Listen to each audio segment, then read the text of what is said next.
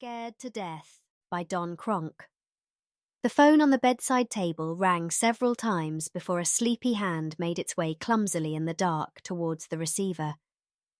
A voice on the other end, gasping in a raspy voice into the earpiece of the listener, said, "Is this Peter Finch?" "Yes, this is Peter Finch," he replied sleepily. "Is this Peter Finch of number 11 Stanley Street, Scarborough?" "Yes, of course," said Peter, becoming irritated. "Who is this? What the devil time is it?" "The devil indeed, Peter. That just might be where you're headed. You see, I saw someone take a bundle from the boot of their car last night, and being a curious sort, I followed that person up Scarborough Beach. It was there that I watched that person burying the bundle, and I must hand it to you, Peter." The caller sucked in a deep, wheezing breath of air and then coughed uncontrollably into the mouthpiece. "It was very clever how you planted that bush over the buried subject. Now, I don't suppose anybody would ever know which bush the bundle is under, but I know which one it is, and being that you might not want anyone else, how should I say, nosing around? It might be to your advantage if I said nothing to anyone. You get my drift, Peter? Now I'll get back to you real soon, like, and, oh, by the way, Peter, the time is 3:30 in the morning. Goodbye for now, Peter, and pleasant dreams." The line went dead. Peter replaced the receiver and turned on the reading light on the bedside table. After checking the time, he sat up. "There's just no end of that woman," he said out loud, as he had a habit of talking to himself and answering as well. His stepmother, Valerie, had married his father 3 years earlier. Her constant nagging at his father to get a job had driven him away. He simply walked off one day, leaving 15-year-old Peter at the mercy of Valerie's irritating nature. Peter was a gifted pianist by nature. It was Valerie who took great pleasure setting him up for piano recitals and functions he would rather have missed. But she, knowing the proper etiquette and protocol, had taken it in her fashion to organise such events as to put him on a pedestal. At first, he rather enjoyed the spotlight. But what in the beginning stroked his ego soon stifled his breathing. She never gave him a free moment to himself. She was always there preparing his next performance with a wave of her hand, telling him how much he would enjoy it. He had no private life. She saw to that. If he brought a girl home, she would be subjected to Valerie's barrage of questions. Anyone who did not measure up to Valerie's expectations was encouraged to graze elsewhere. To her grave, Valerie had nagged him, and even now, from the grave, she was reaching out for him, grabbing his stomach and twisting it until he could taste the bitter bile stinging his tongue. She was like an infection that was resistant to all strains of inhibitors. She had been dead for 3 glorious days. Whacking her on the back of the head with a hammer was the easy part. Getting her fat carcass into the boot of the car was an exercise of monumental proportions. He was certain the beach had been deserted when he drove the car off the main road. Then who was the caller on the phone? What would he want to remain silent? Did he dare trust the man? Too many questions were crowding into his brain all at once. All were crying out for a priority position of consideration. The doorbell downstairs cast a hollow ring in the dead of the night. He must have dozed off, but now he was awake and alert. He would have to be careful who he talked to and what he said. In a few days, he would board a plane for Brazil and disappear, leaving Valerie and all of her obnoxious friends behind. As for the phone call, he must have dreamt it. After all, he was a junior fiction writer with an overactive imagination. That was it. Surely it was a dream. He was certain no one had seen him on the beach. Peter rolled out of bed and made his way downstairs to answer the persistent ringing of the front doorbell. He rubbed his hands quickly through his thick red hair, trying to get himself into a full state of consciousness. He opened the chained door cautiously. There on the doorstep sat a brown box. He unhooked the chain on the door, knelt, and picked it up. Holding the box at arm's length, he scanned the front yard, which was illuminated by 2 streetlights. There was no one around. Taking the box into the kitchen, he placed it on the workbench and began slowly opening it. The shock that overcame him was nauseating. In the box was a hand with a diamond ring on one finger. It was Valerie's ring. Clasped in the forefinger and thumb was a piece of paper. Peter gingerly removed it. The handwriting was illiterate. It looked familiar, but he wasn't fully awake to remember where he had seen it before. He read the note aloud. Peter. Good morning to you. I hope I didn't surprise you to muck with this precinct. You should be happy I didn't send the whole cause. I would need a hug box for that woman, I can tell you. On second thought, I might send the call to the Copers. Unless you were to pay me, let's say, $100,000 by 5 o'clock this evening. I'll call you and let you know where to leave the money. Peter was sweating excessively when he crumpled the note and threw it into the bin. He walked back to the box, studied it, then returned to the bin, retrieved the note, and placed it in the box alongside the grotesque hand. He had to dispose of the evidence. But where this time? It must never be found. What sort of animal would send such a thing? Where was he going to find such a large amount of money? His heart was pumping, and sweat was pouring out of every pore in his body. He had to get away to think, to devise a plan of action to rid himself of this leech. Peter left the house, carrying the box in a plastic bag. An early morning fog he welcomed with relief. Not many people would be out at this hour. He walked down the street towards the city. His eyes were keenly looking for an answer. Water ran swiftly down a gutter flowing out into a storage drain. No, that would never do. The box might sink, but the hand could turn up anywhere. He saw a figure not 10 meters in front of him. When they were about to pass one another, the figure drew a knife, waving it menacingly. A black man rushed up to Peter, poking the blade sharply against his chest. Hey man, do you have any money? Give it to me now or I'll do you right here. The man jumped about, glancing nervously over his shoulder and then back at Peter. Hang on there, I haven't got any money. Peter instinctively knelt and opened the plastic bag, removing the box.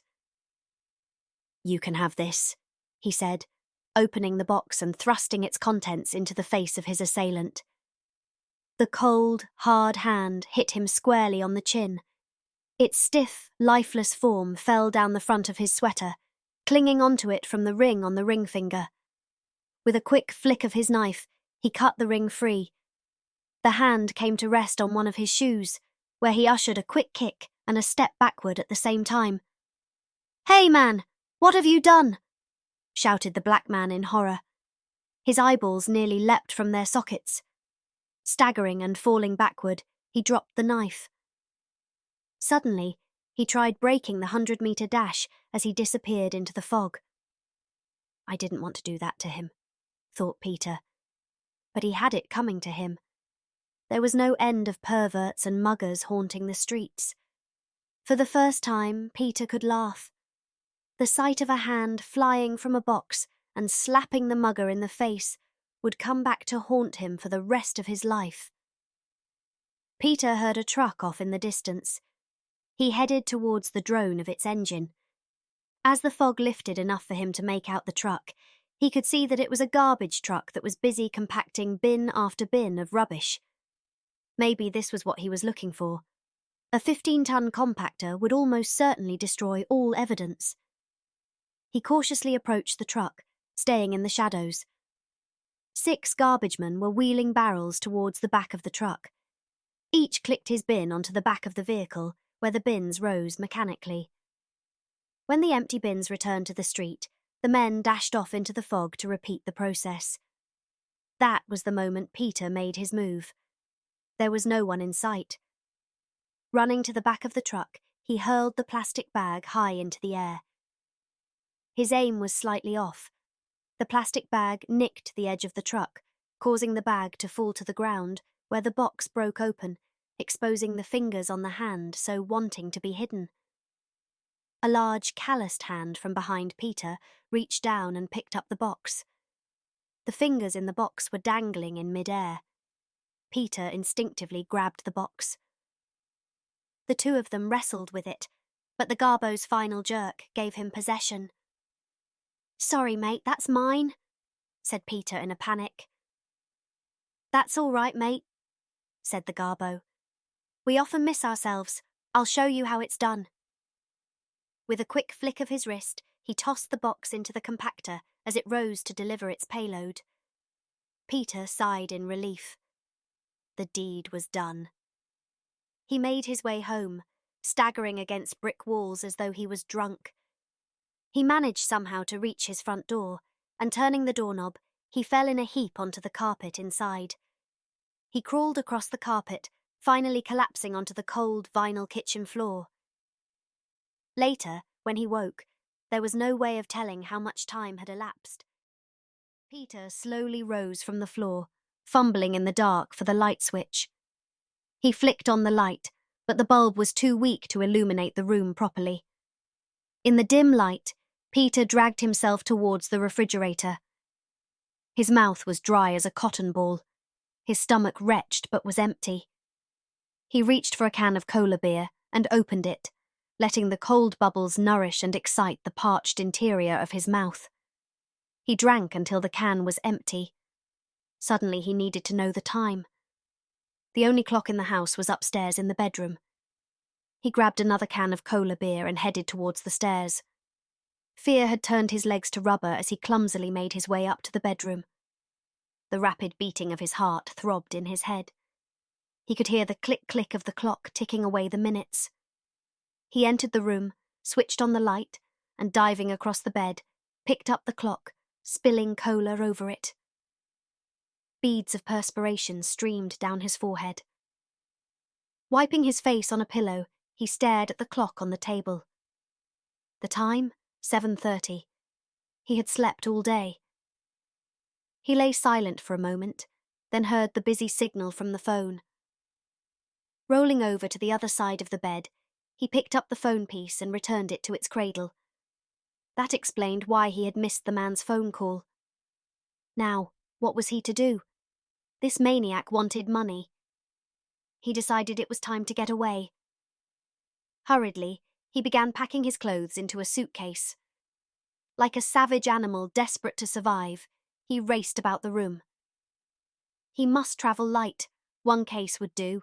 He was packing in a fury when suddenly someone began knocking at the front door. He stopped packing and held his breath. The tapping grew louder. Tap, tap, tap. I can't answer it. But then, what if it was that maniac? He would have to fix him once and for all. How dare he try to blackmail him? Peter removed his stepmother's revolver from her desk drawer and checked to see if it was loaded. It was. He had never fired a gun before. How hard could it be? Just point and squeeze the trigger. He could manage that. With renewed confidence, he took the stairs 2 at a time. He rested his hand on the doorknob.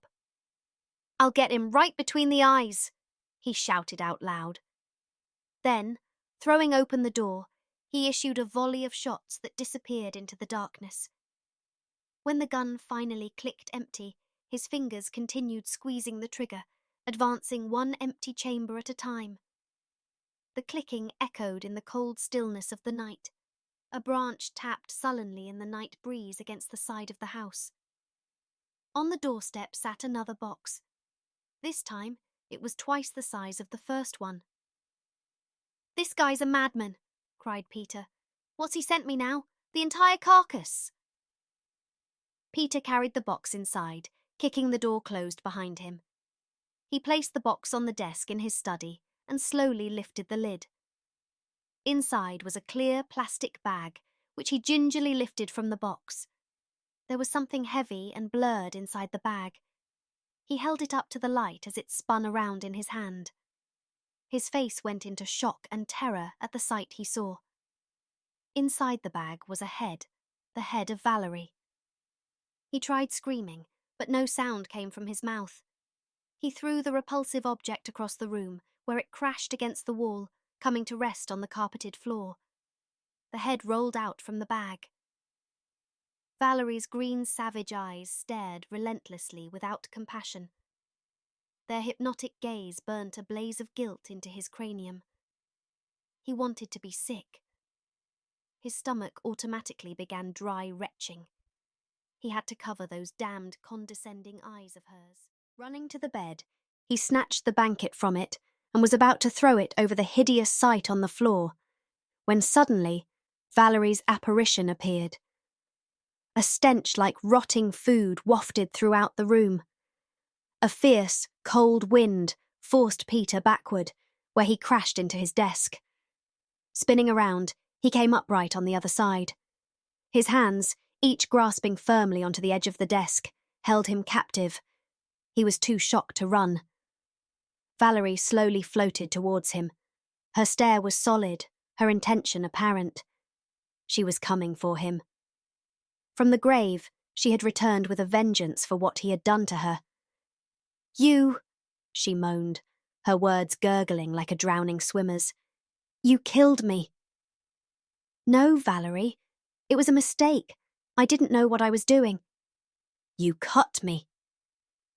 Perspiration rolled across his eyes, momentarily blurring his vision. He jerked and squealed. His blood pressure was reaching boiling point. Try as he may, his hands would not release him from his bondage. Then, the screaming came from his bowels. A man does not scream like this unless he thinks it may be his last. Like a mountain climber falling to his death. Like the parachutist whose chute fails to open, this scream echoes in their ears until the final moment. Valerie's face was contorted. Blood dripped like stained teardrops down her pale, cracked face. She raised her handless arm and charged forward until she was only a breath away from Peter's tormented face. "God help me! Somebody help me! No! No! No!" She plunged her cold, bloody stump into his face, smearing it until he screamed his last horrid scream. 2 detectives knocked at Peter Finch's door. Someone had reported screams coming from his house. When there was no answer, they tried the doorknob. Finding the door unlocked, they entered. The shorter of the two looked through the bedrooms, while the taller one searched the kitchen. They both came across Peter Finch's lifeless body, slumped over his typewriter. His fingers were so tightly clenched onto the desktop, they had to use the butts of their revolvers to break his fingers. They settled the body into a chair behind the desk. "Look at his face," said the shorter detective. "I've never seen anything like it." The eyeballs bulged from their sockets. The chin and upper lip looked like they had been punched in. White strands of hair fell from the head onto the shoulders of the body. The taller detective took a paper from the typewriter and read it. The shorter detective flipped through a pile of books on the table. He spoke out loud as he turned the pages of the books. "Horror Beyond Belief, by Peter Finch. Shock, Terror, Death by Peter Finch. Grave Robber's Delight by Peter Finch. This guy's some sort of writer or something." "I know," said the taller detective, handing the paper to his partner. "I don't get it. What do you think the cause of death was?" "Well," said his partner, scratching his bald head with his forefinger, "I'd say this bloke simply scared himself to death." "But we've found nothing that could have scared him. I think this bloke must have had one extraordinary imagination."